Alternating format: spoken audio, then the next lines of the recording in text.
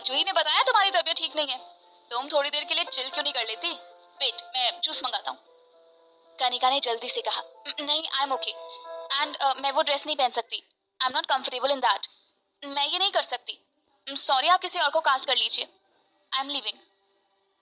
मेहरा भी अब अपना गुस्सा कंट्रोल नहीं कर पाया। उसने गुस्से में उसका हाथ पकड़ लिया। ऐसे कैसे चली जाओगी? सब कुछ सेट हो चुका है। शूटिंग तो होगी आज, और वो भी तुम्हारे ही साथ। सीधी तरह से मान जाओ, नहीं तो मुझे जबरदस्ती कराना भी आता है। ये बोलते हुए वो उसका हाथ मोड़ रहा था। कनिका ने एक धक्के से उसे खुद से दूर किया और उसे थप्पड़ मार दिया।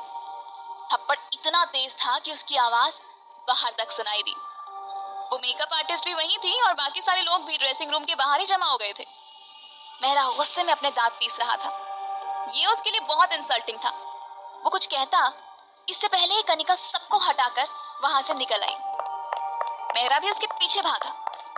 भागते भागते कनिका होटल के बैकयार्ड में आ गई थी। वो बार बार पीछे देख रही थी कि तभी वो किसी से टकराई और उसके कदम लड़खड़ा गए।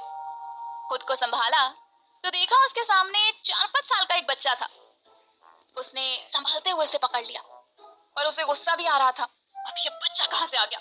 लोग बच्चे संभाल नहीं सकते तो पैदा क्यों करते हैं? उसने इधर उधर देखा। उसे लगा उस बच्चे के पेरेंट्स आसपास ही होंगे, पर ऐसा कुछ नहीं था। दूर दूर तक कनिका को कोई दिखाई नहीं दिया।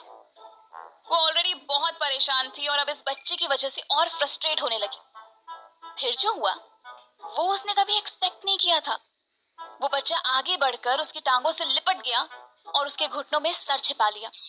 क्या मुसीबत है? इरिटेट होकर वो नीचे बैठी और उस बच्चे को खुद से अलग किया। लेकिन उस बच्चे ने अपने छोटे छोटे हाथों से अपना मुंह छिपा लिया।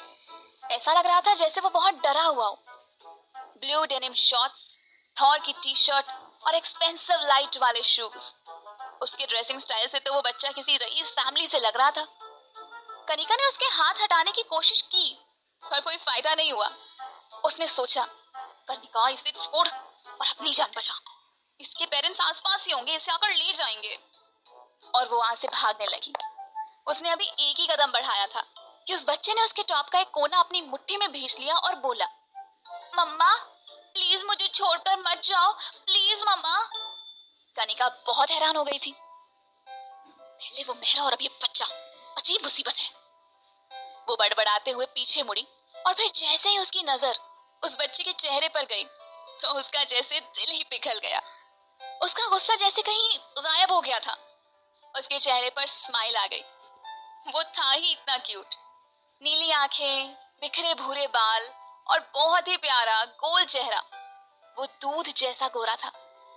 कनिका फिर से नीचे बैठी और बोली, सॉरी बट मैं आपकी मम्मा नहीं हूं। आई थिंक ना आपको कोई गलतफहमी हुई है। उसकी आंखें आंसुओं से भर गई। ऐसा लग रहा था मानो वो बस अभी रो देगा। नहीं नहीं, प्लीज प्लीज रोना मत, please don't cry, I hate tears. फिर बड़ी फिल्मी अंदाज में फुसफुसाते हुए खुद से बोली, कनिका साइड कर ले, इस रोते हुए पुष्पा के टीयर्स में फंसना है या फिर मेहरा के जाल में। कनिका भी ये सोच ही रही थी कि उसे सामने से मेहरा आते दिखा। उसने खुद को उस बच्चे से छुड़ाने की कोशिश की। प्लीज छोड़ो मुझे, प्लीज प्लीज प्लीज। मम्मा प्लीज मुझे छोड़कर मत जाओ, प्लीज मम्मा।